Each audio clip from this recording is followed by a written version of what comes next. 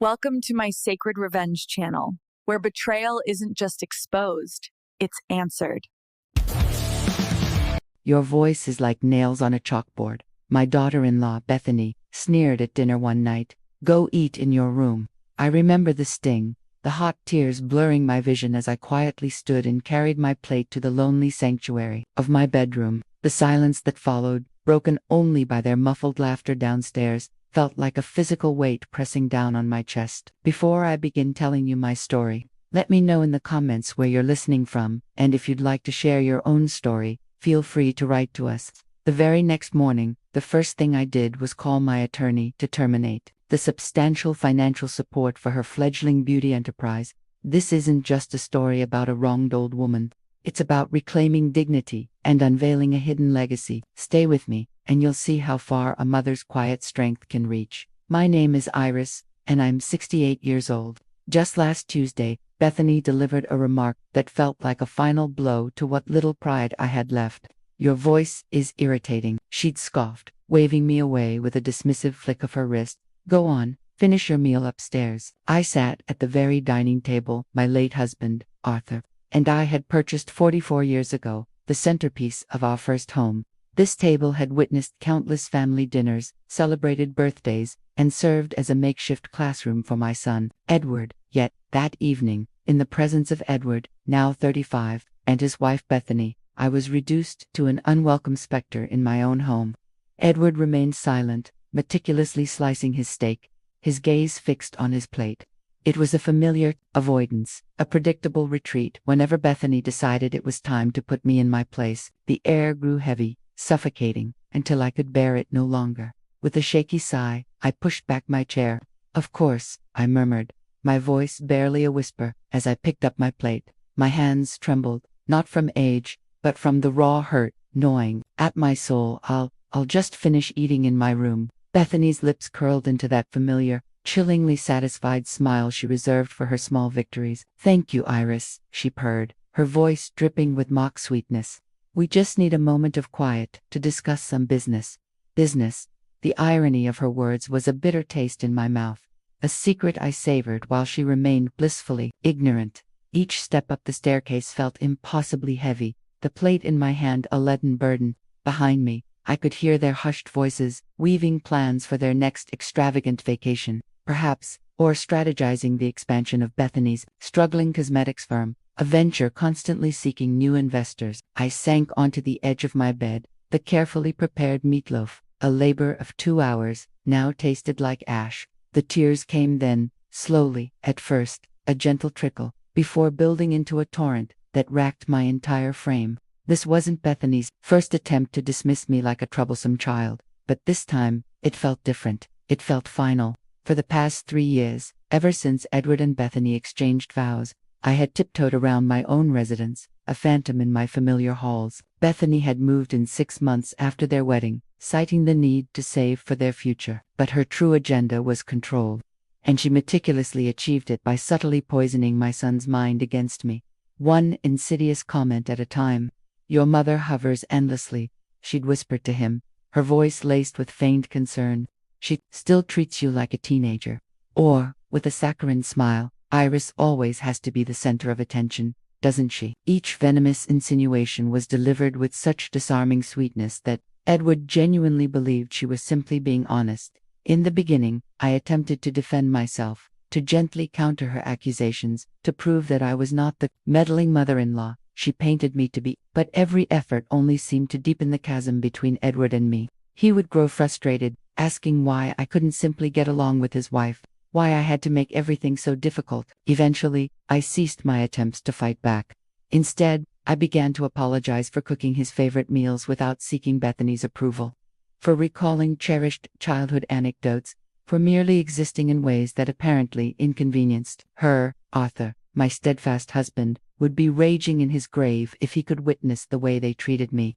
He was a man who never yielded, never allowed himself to be trampled upon. But Arthur never faced the agonizing choice between preserving his dignity and losing his only child. After his passing 8 years ago, Edward became my entire world. My existence narrowed, singularly focused on ensuring his happiness, health, and success. When he introduced Bethany, My heart swelled with gratitude that he had found someone to cherish. I would have embraced anyone who brought a smile to my son's face. I simply never anticipated that you would perceive me as a rival. The daily indignities, as painful as they were, weren't the worst of it. The true agony lay in watching my relationship with Edward erode, piece by agonizing piece. The son who once called me 3 times a week now barely managed a 5-minute conversation. The boy who once sought my counsel on every trivial matter now regarded my opinions as utterly worthless. Sitting there in my bedroom, eating in solitary silence while their business discussion hummed downstairs, a firm resolve solidified within me. I was weary of being a ghost in my own life. What Bethany, and indeed Edward, failed to grasp was the extent of the power I quietly wielded, a power far beyond their comprehension. The following morning, I called my lawyer, not with a drastic plan in mind, but to adhere to Arthur's long-standing advice, to review our financial arrangements annually. It was a task I had postponed since his death, partly due to grief, and partly because numbers had always been his domain. Mrs. Davies, Robert Chambers greeted me, his voice warm and professional. As I settled into the plush leather chair opposite his desk, "I'm relieved you finally came in. There are some urgent matters concerning the Beaumont Trust that require your attention." The Beaumont Trust, Arthur had established it years ago, named after his great-grandfather, the founder of our family's venerable construction business. I recalled signing the initial paperwork when Arthur created it. But truth be told, I had paid scant attention to the intricate details. Arthur managed the investments. I managed everything else. "What precisely requires my attention?" I inquired, accepting the weighty folder Robert handed me. "Well, you are now the sole trustee, which means all investment decisions rest with you," he explained. "The trust has been performing exceptionally well. It's currently valued at approximately $3.1 million. The folder nearly slipped from my grasp. "I beg your pardon. How much?" Robert offered a patient smile. $3.1 million. Your husband was exceptionally astute with his investments. The trust has generated substantial returns, and according to his directives, those returns have been funding various, let's call them family endeavors." My heart quickened its beat. What kind of family endeavors? Robert flipped through another file. "Monthly transfers to Radiant Glow LLC. That's your daughter-in-law's company, I believe. The trust has provided approximately $200,000 in initial capital over the past 20 months. Plus ongoing operational funding of $17,000 per month." The room seemed to spin. Bethany's cosmetics company, the one she constantly boasted about building from nothing, the one she claimed was struggling to attract investors, it was being bankrolled by Arthur's money that was now unequivocally under my control. "Does my son know about this?" I managed to stammer, my voice barely audible. "According to Mr. Davies' notes, the funding was intended to remain anonymous," Robert stated. He believed it was crucial for the business to succeed on its own merits without the family feeling obligated. Arthur, even from beyond the grave, had striven to protect Edward's pride and Bethany's independence. What he couldn't have foreseen was how they would treat the wife he had left behind. "What other investments are there?" I asked, my voice still unsteady. Robert consulted his files once more. "Let's see, there's the Property Assistance Program, which has been covering the property taxes and maintenance on this house and the vacation cabin in Aspen, roughly $4,500 monthly. Then there's the Education Fund, which paid for your son's MBA program and is currently covering his wife's executive certification courses." Each revelation struck me with the force of a physical blow. Every luxury they enjoyed, every opportunity they had seized, every success they celebrated, it was all meticulously constructed upon Arthur's legacy, upon money that was now, legally, mine to command. "Robert," I said slowly, weighing each word, "what would happen if I chose to redirect these investments?" He raised an eyebrow slightly. "That is entirely your prerogative as trustee. Mrs. Davies, you are free to allocate the funds as you deem fit, as long as it aligns with the trust's charitable and family support objectives, and if you opted to withdraw support from certain underperforming investments, again, that is your decision, though I would advise a 30-day notice for any significant changes, purely for practical purposes." I remained in that office for another hour, absorbing information about account numbers, intricate investment strategies, and profound legal responsibilities I had never known I possessed. Arthur had quietly built an empire, and now it was inexplicably mine. As I drove home, a sensation I hadn't experienced in years surged through me. Power, not the cruel, manipulative power that Bethany wielded so effortlessly, but the quiet, resolute strength that blossoms from finally comprehending your own inherent worth. Edward's car was in the driveway when I arrived. Through the kitchen window, I could see him and Bethany hunched over the dining table, laptops open, papers strewn about.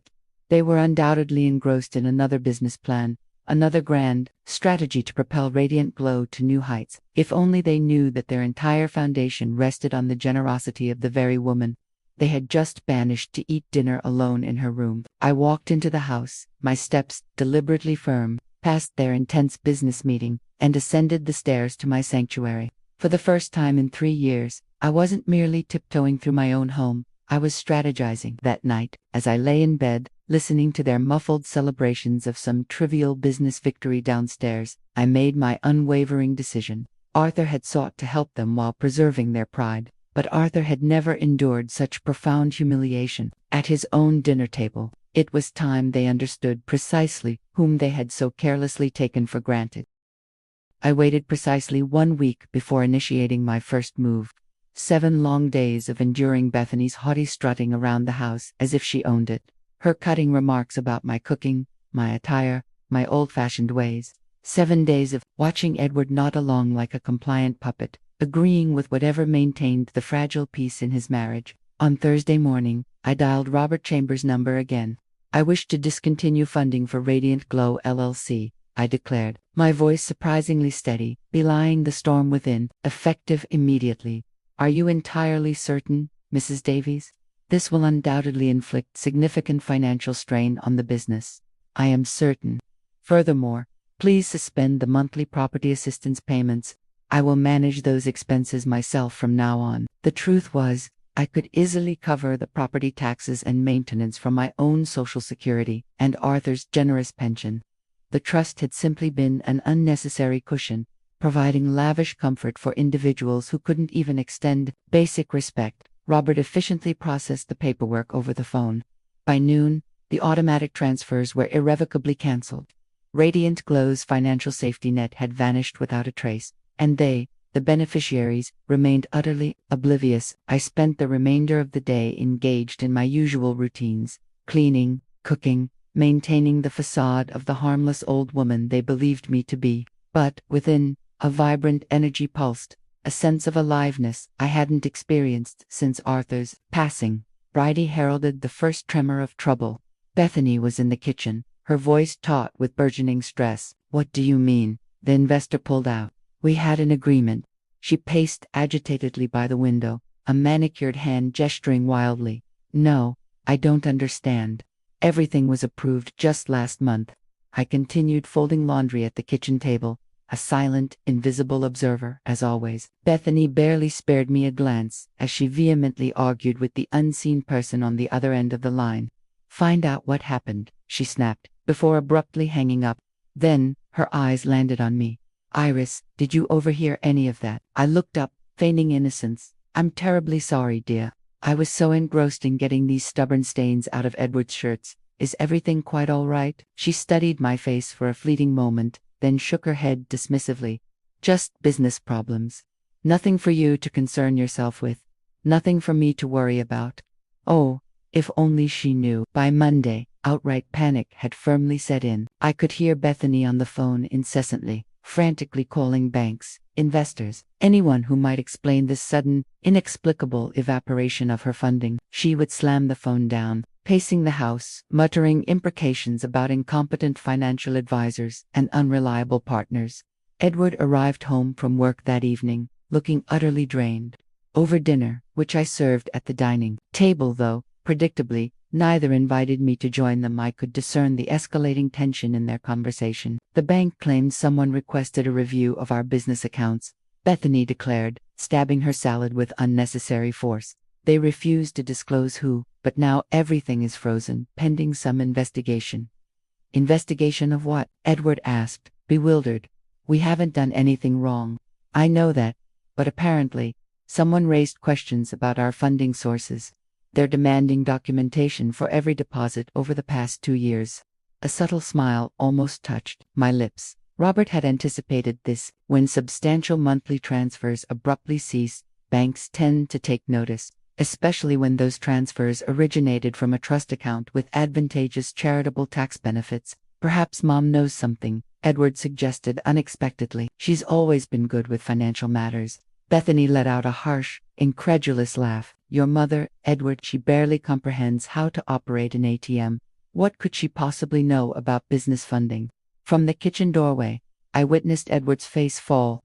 Even he was beginning to perceive how little his wife truly valued his family, how little she valued me. I just thought she might have some ideas, he said quietly, his voice tinged with resignation. The only idea your mother has is how to perpetually make everything about herself, Bethany retorted, her voice sharp. Remember last week when she attempted to monopolize our business dinner? Thank goodness I sent her upstairs before she could mortify us in front of important people. Important people. She was referring to the evening she had so cruelly humiliated me. But in her warped narrative, I was the offender, the source of embarrassment. Edward didn't argue, but I caught him stealing a fleeting glance toward the kitchen, a flicker of something akin to guilt in his eyes. That night, I lay in bed, listening to the escalating discord between them. Their voices, thin and strained, carried clearly through the walls, growing louder as their stress reached a fever pitch. This makes no sense, Edward insisted repeatedly. Money doesn't just vanish. Someone must know something. Well, it certainly wasn't your precious mother, Bethany shot back, her voice laced with venom. She can barely balance a checkbook, let alone meddle with business investments, can barely balance a checkbook. The woman who had been discreetly bankrolling their entire extravagant lifestyle for 2 years, supposedly couldn't balance a checkbook. I pulled Arthur's old pillow closer, a contented smile gracing my lips in the comforting darkness.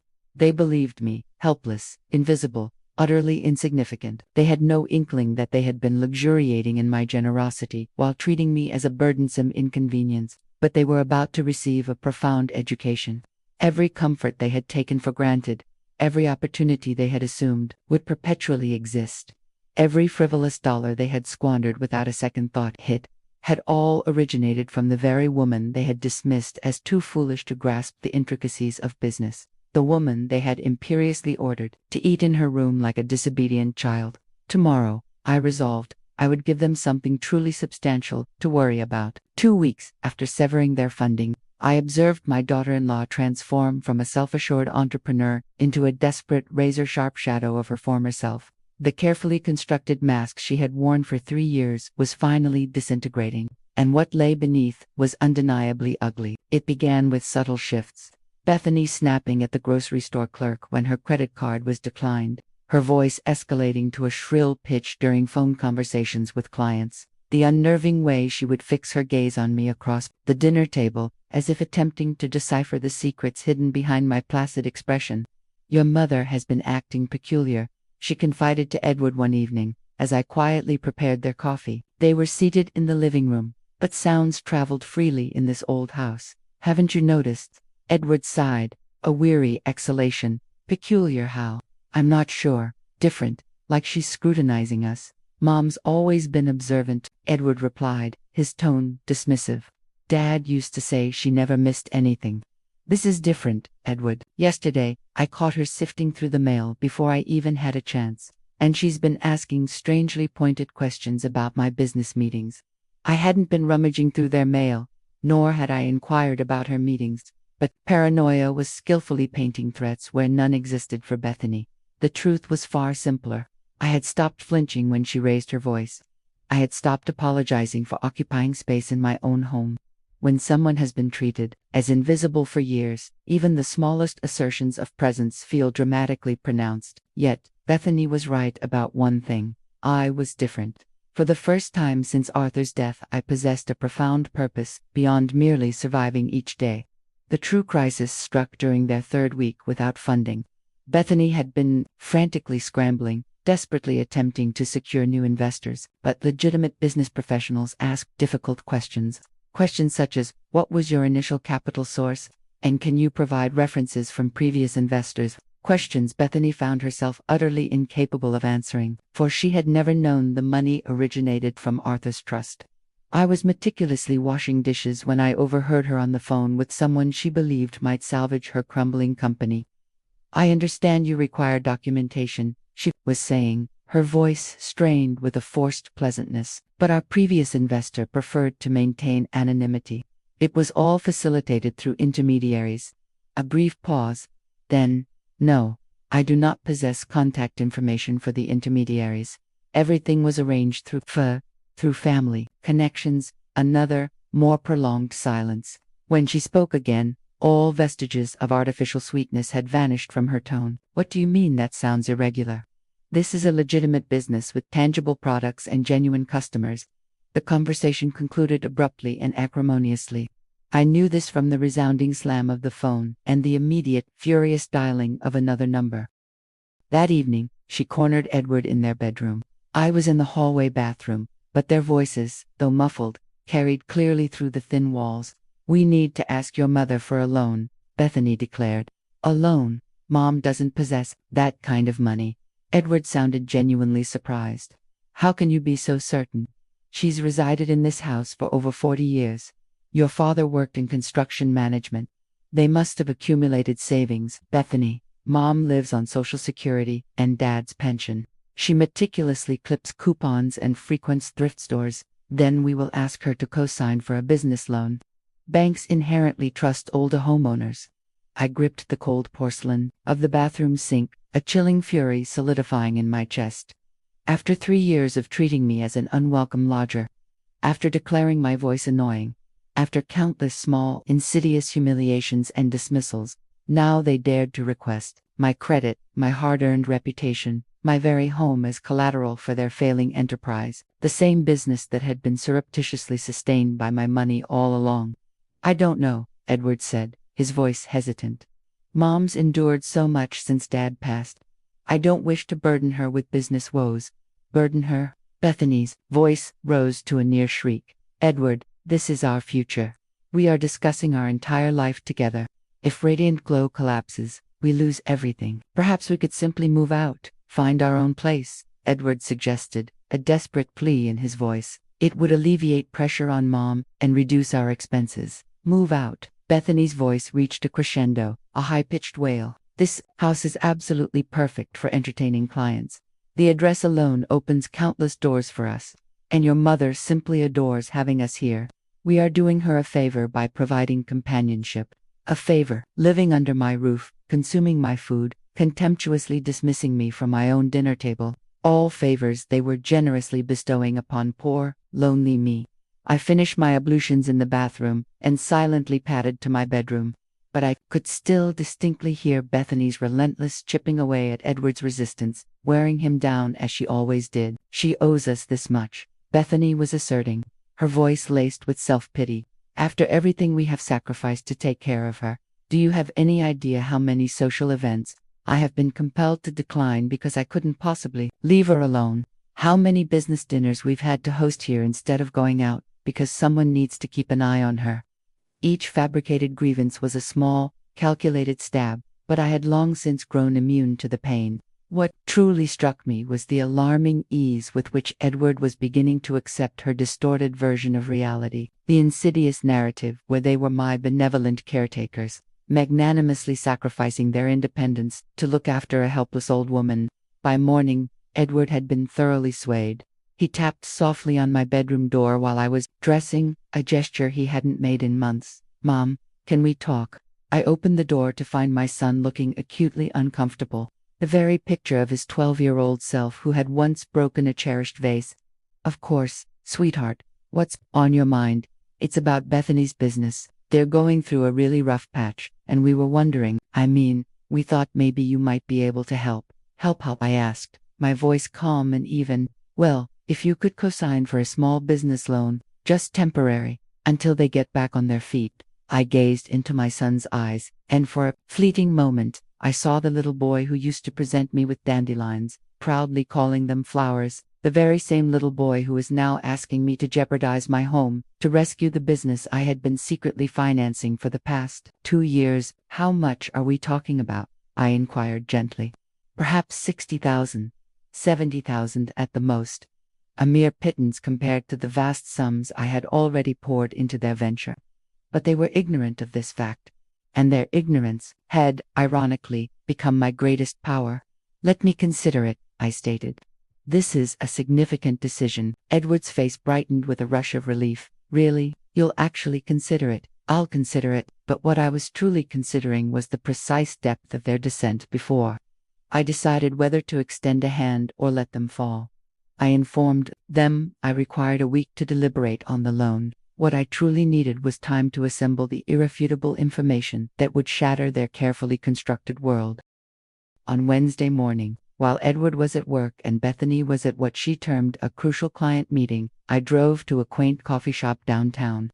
There, I was scheduled to meet someone who had been observing my family's predicament with growing apprehension. Eleanor Vance, Robert's wife, had served as Arthur's executive assistant for 15 years before his retirement. She had been instrumental in establishing the Beaumont Trust, and she had remained in contact after his death, periodically checking in on my well-being. "Iris," she greeted me, sliding into the booth opposite. "You look remarkably well, better than you have in months." "I feel better," I confessed, "though I'm not certain how long that feeling will last."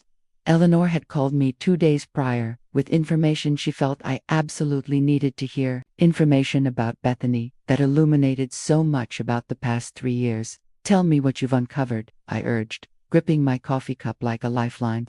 Eleanor produced a discreet folder, her eyes darting around to ensure no one was within earshot.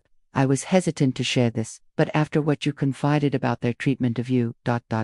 She opened the folder, revealing a collection of printed emails, bank statements, and what appeared to be court documents. Bethany was not entirely truthful about her past when she married Edward. Eleanor began, her voice carefully modulated. "This is not her first marriage." My stomach plummeted. "What do you mean?" "She was married previously to a man named Gregory Hayes, a prominent family. They owned several automotive dealerships in New England." Eleanor presented me with a faded newspaper clipping from a New England publication, dated 4 years ago. The bold headline read, "Local tycoon granted restraining order against ex." According to court records, Bethany moved in with Gregory's elderly mother shortly after their wedding, Eleanor continued.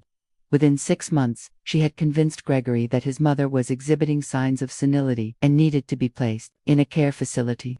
She systematically seized control of the household finances and began isolating the older woman from her friends and family.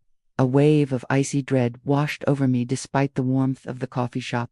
What became of her? Gregory's mother attempted to warn him, but Bethany was exceedingly adept at dismissing her complaints as the confused ramblings of an aging mind, Eleanor explained. It wasn't until Gregory discovered a transfer of $55,000 from his mother's account to a business Bethany had recently launched that he initiated an investigation. Eleanor turned the page, revealing damning bank statements. Bethany had been meticulously siphoning his mother's savings, all while assuring Gregory that the funds were allocated for the elderly woman's care. When he confronted her, she vehemently claimed his mother had given her explicit permission, stating the old woman was grateful for Bethany's assistance and eager to support her entrepreneurial ventures. The chilling parallels to my own predicament were undeniable. Did Gregory believe her initially? He did, but then his mother experienced a moment of remarkable lucidity in front of independent witnesses and unequivocally stated she had never authorized any such transfers. Bethany had been forging her signature on critical documents. I stared at the irrefutable evidence, a chilling premonition of my own future unfolding through another family's tragedy. What happened to Gregory's mother? She passed away 6 months later, a heart attack brought on by the immense stress of the ordeal. Gregory blames himself for not heeding her warnings sooner. Eleanor's voice was gentle yet resolute. He told me he would give anything to caution other families about Bethany's insidious pattern. Gregory conducted extensive research after their divorce. Bethany has a well-documented history of targeting men with elderly or ailing relatives. She presents herself as the epitome of a devoted caregiver, ingratiates herself into the household, then meticulously gains control while systematically isolating the vulnerable family members. I thought about how swiftly Bethany had integrated herself into our home after marrying Edward, how she had gradually, subtly, persuaded him that I was becoming a burden, that my opinions held no weight, that I was merely a lonely old woman who required management rather than respect. There's more, Eleanor added quietly, her gaze unwavering. Bethany is currently involved in an extramarital affair.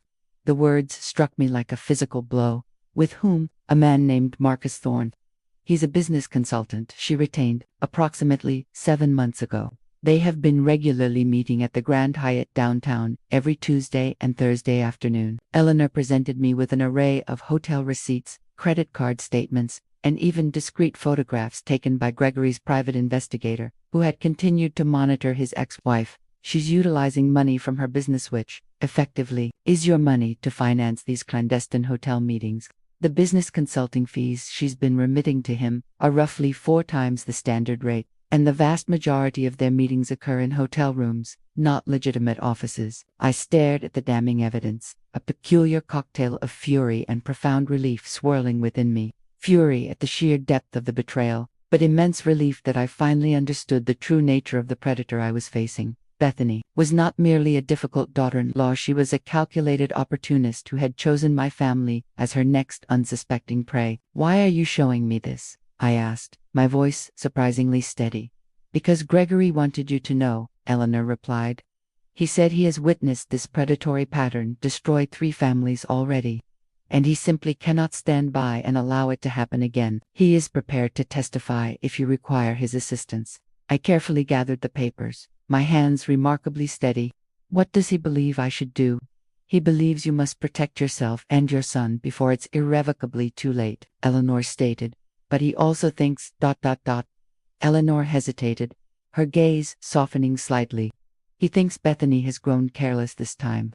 She is accustomed to preying on vulnerable elderly individuals and weak-willed sons. She is entirely unaccustomed to confronting someone with your resources and intelligence who is prepared to fight back." I departed that coffee shop feeling as though I had been handed a potent weapon I never knew I possessed, but I also understood that possessing information and knowing precisely how to wield it were 2 distinctly different propositions. That evening, I sat in my bedroom and dialed Edward's mobile phone. "Mom, is everything all right? You never call my cell. I need you to come home early tomorrow. There's something critically important we need to discuss about the loan. Of course, should Bethany be present as well?" I glanced at the incriminating folder resting on my nightstand.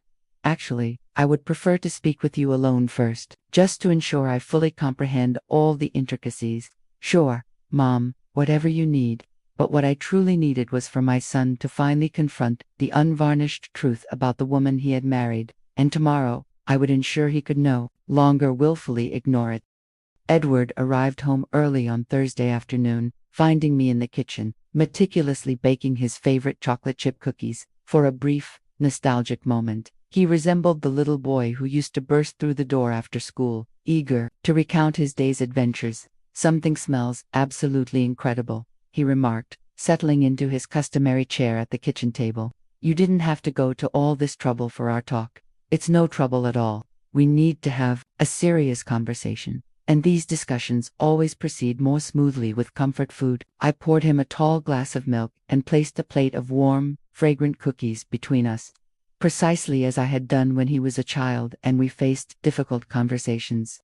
"Mom, about the loan," he began, but I gently raised a hand, stopping him. "Before we delve into any loan, there are certain things you absolutely must know about Bethany, about your marriage, about what has truly been transpiring in this house." I opened the folder Eleanor had given me, its contents a silent testament to betrayal, and placed the first document squarely in front of him. Edward's face drained of all color as his eyes scanned the stark headline about Gregory Hayes's restraining order. "Mom, where did you get this?" he whispered, his voice laced with disbelief. "From someone who deeply cares about our family. Someone who has witnessed Bethany systematically destroy other families and could no longer remain silent." I calmly walked him through the damning evidence, her previous marriage, her chilling pattern of targeting vulnerable elderly relatives, the systematic isolation she imposed, and the calculated financial exploitation, with each piece of undeniable proof. I watched my son's expression morph from bewildered confusion to stunned disbelief, and finally, to something akin to profound horror. This can't be real, he stammered, his gaze fixed on the hotel receipts. Bethany Wooden, she loves me. Does she, sweetheart? I asked, my voice soft but piercing. When was the last time she truly defended you to anyone? When was the last time she prioritized your feelings over her own convenience? Edward remained silent for a long, agonizing moment, running his fingers through his hair, a familiar gesture from his childhood when he grappled with complex homework problems. But the business meetings, he finally managed, his voice barely a whisper. Tuesday and Thursday afternoons at the Grand Hyatt. Aren't business meetings, Edward, they are affairs. Bethany has been utilizing company money that has, in fact, been flowing directly from your father's trust fund to finance hotel rooms where she meets her lover. Trust fund. Edward looked up sharply, his eyes widening. What trust fund? I took a deep, steadying breath. It was time for the ultimate revelation. Arthur established the Beaumont Trust before he passed away. It has been covertly funding Bethany's business since its inception for the past 2 years. Every anonymous investor, every mysterious transfer, every single dollar you both believed originated from strangers. It all came directly from your father's estate, money that I, Iris Davies, control. Edward stared at me, his expression a mixture of disbelief and awe, as if I had just confessed to being a secret agent. Your father wanted to assist you both in achieving success, but he also desired for you to feel independent. He could never have conceived that the beneficiaries of his boundless generosity would treat his widow as an unwelcome burden. One presented him with the detailed bank statements, the official trust documents, the irrefutable proof that every comfort they had indulged in, every perceived opportunity they had seized, had been meticulously built upon Arthur's money that had abruptly ceased flowing the day after Bethany had contemptuously ordered me to eat in my room. The funding crisis they've been frantically panicking about, I continued, my voice unwavering, that occurred because I chose to withdraw the support. I grew weary of financially propping up individuals who couldn't even extend me basic respect in my own home. Edward's hands trembled as he slowly placed the documents back on the table. Mom, I had no idea. I swear, I never knew about any of this. I know you didn't, sweetheart, but what you did know was how Bethany treated me, and you chose to allow it. You consistently prioritized her comfort over my dignity, time and time again. Just then, we heard the familiar sound of Bethany's car pulling into the driveway. Edward's face contorted with panic. What do I do? How can I face her knowing all of this? You don't have to do anything right now, I replied, my voice calm and reassuring. Just watch, listen, pay close attention to how she behaves when she believes she is in absolute control. Bethany burst through the front door, her voice echoing joyfully from the hallway. Edward, darling, are you home? I have truly amazing news. She appeared in the kitchen doorway, practically radiating with triumphant excitement. Marcus found us new investors. Well, one colossal investor who intends to fund the entire expansion. We're meeting with him tomorrow to sign the contracts. I observed my son's face as he slowly processed her words, the layers of deceit unraveling before his very eyes. Marcus, the man Bethany had been having a clandestine affair with, was now purportedly securing investors for the business, the same business that had already been secretly financed by money she had never known existed. That's wonderful, Edward managed to say, his voice carefully neutral. Who is this investor? Someone Marcus has collaborated with before. Extremely private, highly exclusive. He insists on remaining anonymous, but he's prepared to invest a staggering $250,000. A sum far exceeding what the trust had provided over 2 years. A chilling thought sparked in my mind. Where was this mysterious money truly originating from, and what exorbitant price was Bethany promising in return? We'll finally be able to expand properly, Bethany continued, her voice bubbling with unchecked ambition. Then her gaze landed on me, sitting quietly at the table. Her triumphant expression immediately hardened. Iris, have you reached a decision about co-signing that loan? Because if this other investor comes through, we might not even require it. Actually, I stated calmly, my voice resonating with newfound authority, I have made a decision. I will not be co-signing any loans. Bethany's triumphant smile faltered, her eyes narrowing. Why not? She snapped. Because I don't believe your business model is sustainable, I replied, a subtle challenge in my tone. What could you possibly know about business models? Bethany retorted, her mask finally shattering completely, revealing the raw venom beneath. You've never worked a day in the corporate world. You don't comprehend the first thing about building a company. Edward cleared his throat, a small, nervous sound. Actually, Bethany, Mom has been more involved in your business than you realize. Something in his tone, a quiet firmness, made Bethany freeze, her eyes suddenly wary. What do you mean? She demanded, her voice losing its previous bluster. Tell her, Mom, Edward said quietly, his gaze fixed on her. Tell her where the money truly came from. I rose slowly, savoring the subtle tremor that began to ripple through Bethany's confident posture. The Beaumont Trust has been consistently funding Radiant Glow since its very inception. Every anonymous investor, every mysterious transfer, every single dollar you believed came from strangers. It all originated from my late husband's estate. Money that I, Iris Davies, control. Bethany's face went utterly ashen. That's impossible, she gasped, her voice a strangled whisper. Is it? I challenged, my voice calm and deliberate. Did you never wonder why your legitimate investors suddenly lost interest when the funding abruptly ceased? Did you never question why no one could provide contact information for your previous backers? I opened another folder, this one containing meticulously compiled copies of every transfer, every payment, every dollar that had flowed directly from Arthur's trust to her business. 2 years, Bethany, 2 years of meticulously building your dreams with my money, all while treating me like I was utterly worthless. And, might I add, while carrying on an affair with Marcus, using my money to pay for your clandestine hotel rendezvous. Bethany's mouth opened and closed, a fish gasping desperately for air. Finally, her terrified gaze darted to Edward. You can't possibly believe this nonsense. She's just a bitter old woman, consumed by jealousy of our success. But Edward was already on his feet, the damning hotel receipts clenched tightly in his hand. Is this nonsense, too? These receipts for the Grand Hyatt, these exorbitant charges to the business account for consulting fees that conveniently coincide with your Tuesday and Thursday afternoon disappearances. The fight visibly drained from Bethany all at once. She sagged against the doorframe, and for the first time since I had known her, she looked every single one of her years. I want you out, Edward said quietly, his voice devoid of emotion, yet filled with an undeniable finality. Pack your belongings and leave tonight. Bethany attempted to argue, to offer desperate explanations, to unleash one last manipulative performance, but the overwhelming weight of the evidence crushed her. Edward had finally seen through her charade. She departed that evening, carrying 2 suitcases, her car disappearing silently down the driveway. There were no threats, no dramatic demands, no theatrical exit, just the profound, quiet defeat of someone whose intricate game had been irrevocably exposed. After she was gone, Edward and I sat once more in the kitchen, the house feeling strangely vast and immeasurably lighter without her oppressive presence. Mom, he said, his voice thick with remorse, I owe you the most profound apology of my life. You don't owe me an apology, sweetheart, I replied, reaching across the table to take his hand, my fingers gently squeezing his. You were expertly manipulated by someone who was exceptionally skilled at deceit. But I should have seen it. I should have protected you better. You were protecting your marriage, I affirmed. That is what good husbands do. You simply didn't realize you were married to someone utterly undeserving of that protection.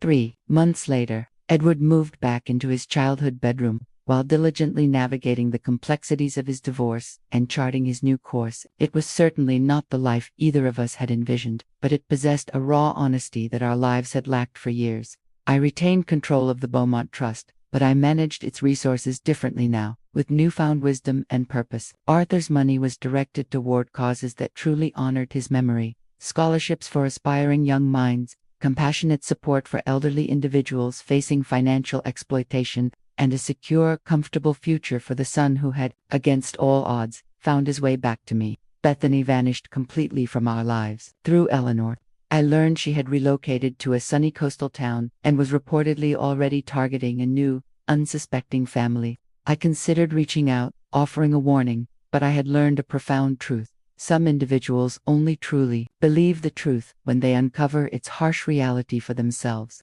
On quiet evenings, Edward and I would prepare dinner together, sharing stories of our days around the familiar dining table, just as we had when he was a boy. My voice was no longer an irritant. My presence was no longer an unwelcome intrusion. I had found my strength, and, more importantly, I had rediscovered my voice in my own home, at my own table, with my son, who had finally remembered how to see me as something far more than just an obstacle to be bypassed. The empire Arthur had meticulously built was still unequivocally mine, but now I ruled it with true wisdom and purpose. Now, I turn to you, who have listened to my story. What would you have done if you were in my shoes? Have you ever navigated a similar labyrinth of betrayal and redemption? Share your thoughts and experiences in the comments below. And as a parting thought, I've left 2 other compelling stories, absolute channel favorites, on the final screen. They are guaranteed to surprise you. Thank you for staying with me until the end.